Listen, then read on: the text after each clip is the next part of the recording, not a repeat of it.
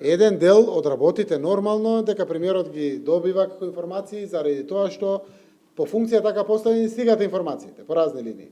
Немам намера да се интересирам, апсолутно не. Метлата беше најавена или еве промените кои што се случуваат и во СДСМ и во владините институции кога заврши првиот круг од изборите.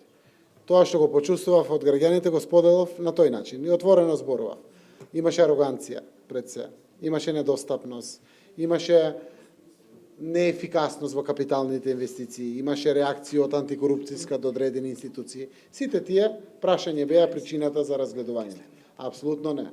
Ако мислите на одредени поранешни подпредседатели на Социјалдемократскиот сојуз, ќе кажам за сите што беа 6, остануваат први мои соработници. Ќе соработувам на позициите на кои што се општествени или политички во иднина, заради тоа што тоа се вредни луѓе, аз верувам во нив, тие се дел од мојот партиско-политички тим и верувам во нивните капацитети, знам дека и како можат да служат добро на државата, заради тоа што за мене се исклучително честни луѓе.